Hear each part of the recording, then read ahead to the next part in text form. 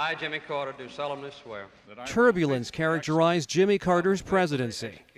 Soaring interest rates, inflation, long lines at service stations, the Iran hostage crisis. Yet for all the challenges in Washington, I have been blessed by graduating from the White House at an early age. His post-presidential career soared. For decades, a tireless peacemaker, a humanitarian, the winner of the Nobel Peace Prize. Nothing that I do is sacrificial. Jimmy Carter was born in Plains, Georgia. He joined the U.S. Navy in the 1940s. He later returned to Plains to run the family's peanut business. He ran for Georgia governor in 1970 and won. 6 years on, he entered national politics.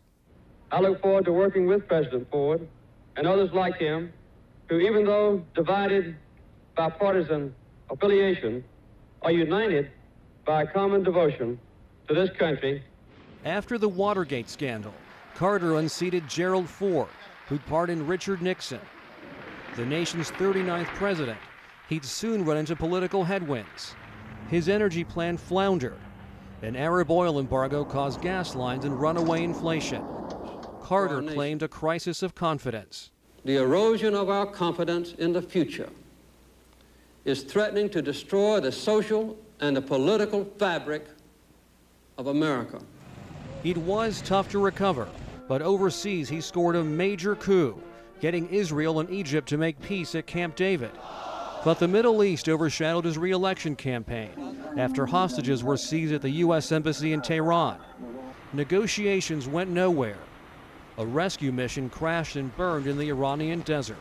There was no fighting, there was no combat, but to my deep regret, 8 of the crewmen of the 2 aircraft which collided were killed. At will, to the best of my ability. Ronald Reagan denied Jimmy Carter a second term in office. Yet his departure was hardly retirement. He founded the Carter Center in Atlanta. He helped oversee democratic elections in Nepal, Nicaragua, and other countries. He led an effort to eradicate guinea worm disease in Africa. In 2002, he won the Nobel Peace Prize. Ever the outsider, he was never shy about sharing his views. He denounced the Iraq War and criticized Israel's treatment of Palestinians. He always told Americans, "I'll never lie to you."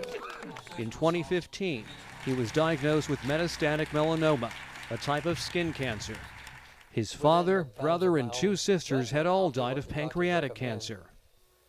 You know, I've had a wonderful life. I've had thousands of friends, and I've had an exciting and adventurous and gratifying existence. Months on, when I went this week, they didn't find any cancer at all. So remission. He stayed active. Praising God is praising God for who God is. Teaching Sunday school in his hometown of Plains and helping build homes for the poor. His wife, Rosalynn Carter, for more than 70 years, never far from his side. I've said many times, that very truthfully, the best thing ever had happened in my life was when she said she would marry me, and did. The nation's oldest living president, Jimmy Carter leaves a legacy of peacemaking, humanitarianism, and democracy. Alex Sands, The Associated Press.